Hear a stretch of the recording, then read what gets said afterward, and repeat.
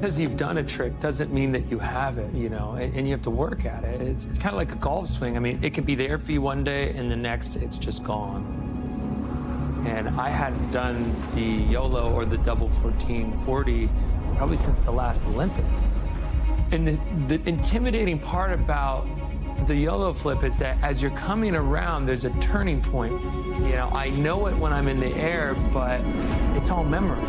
The only way to get to that is by throwing yourself in the air and going, oh, here it is. Ooh, stuck that one. The legendary Shaun White attempting to land the so-called YOLO flip on the half pipe ahead of the 2018 Winter Olympics in South Korea. White would go on to win the gold in those games in the half pipe competition.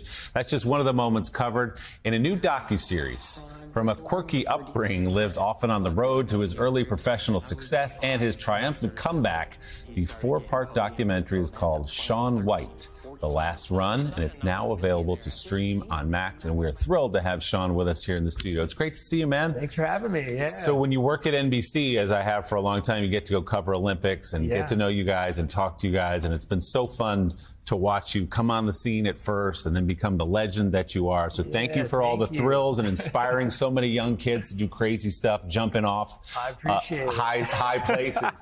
What was it like to make this series, to sit down and sort of just take stock of your entire journey? Yeah, it was intense. I mean, I won't lie. There's the, you know, the competitor in me. I'm watching the episodes and I'm like, oh, like I'm put back in that place of, you know, either success or failure or frustration. And so it was an intense thing. And, you know, you're watching pretty much your whole life and a couple hours and you're like, God, I remember it being a lot longer than that, you know? So it was an interesting process, but I think the thing I enjoyed the most was, obviously we followed a lot of the Olympic, you know, great moments, but it really pulls the curtain back and shows you not only my struggles getting to that place, but, you know, the family dynamic. Because when I started, you know, snowboarding really wasn't much. You know, we weren't very accepted on mountains, a very rebellious sport, snowboarding. And, you know, my family really leaned in and we became kind of like the first suburban family to like load up the van and like go to the mountain, and people didn't really understand it in our community.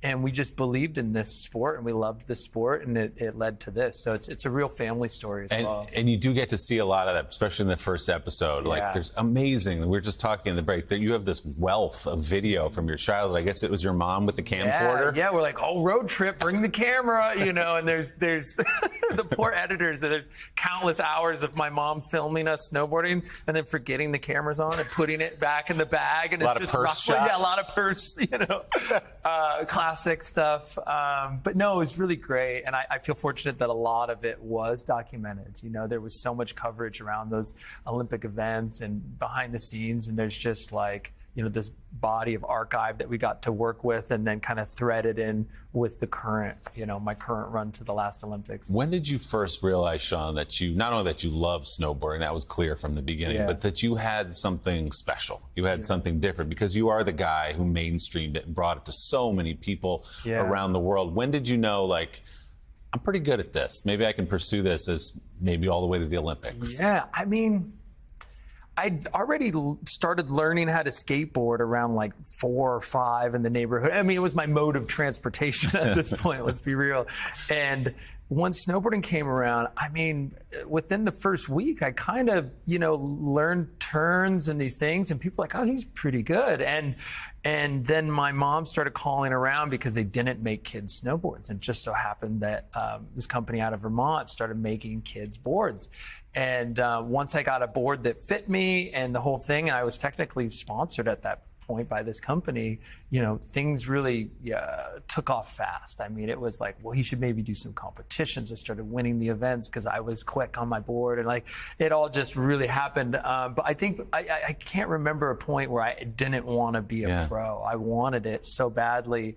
And when you're that young, you know, your dreams are so close. I was like, well, why can't I do it? You know, and my family supported it. So I was like, well, maybe this is a thing. And then I think once the Olympics took on snowboarding, it became very, very real. You know, we had big events like the X Games and you know, the Grand Prix, these major competitions. But once the Olympics took it on, it was like, wow, there's an actual sort of, you know, high level mass recognition for the sport that can be attained now, where before, people didn't really understand, like, oh, that's cool, you got X Games golds, that's interesting, but it doesn't ring as home as much as Olympic, medals and things. And then, of course, you went on to win 3 gold medals in 2006, 2010, 2018. So we're talking about what's next for you. You've got a lot going on. You've got the company with your brother.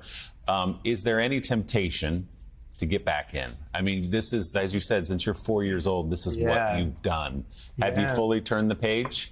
I would be lying to say I'm not still, I'm in the process of it, I think it's going to take time, but, I mentioned it in the documentary, but this has been, part of my identity almost as long as I can remember. So to really walk away completely would be too much, but obviously I wore the t-shirt today.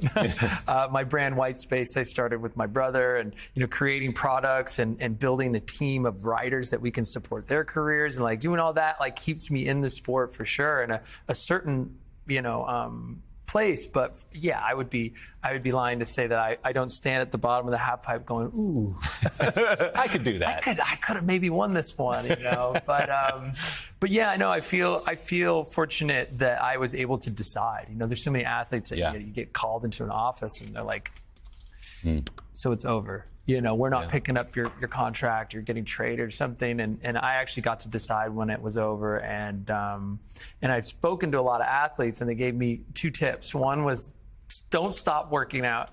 Because they're like, the comeback is really hard later on in life. So they're like, don't stop working out, and be okay in the nothingness of it. Be okay with that, because you're going to try to find something to fill the shoes of what the sport meant to you.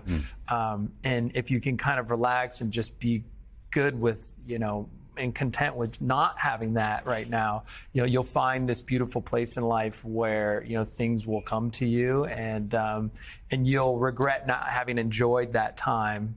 Because something will find you and take hold of you, and you're going to be full on into that and be upset that you didn't enjoy that downtime when you had it. So I'm in that kind of moment of just traveling, enjoying, and now we have the doc to talk about, which is so much fun. Well, to no surprise, you're succeeding already in your next chapter with White Space, selling out of your boards and everything else. So congratulations. The word icon is overused, but it applies to you. You've changed the culture. You've changed winter sports around the world, and it's great to have you here. The 4-part documentary series, Shaun White, The Last Run, is streaming now on Max. Shaun, thanks so much. Good to see you. Yeah, thank you. Coming up next, to look at some of the stories making front pages across the country.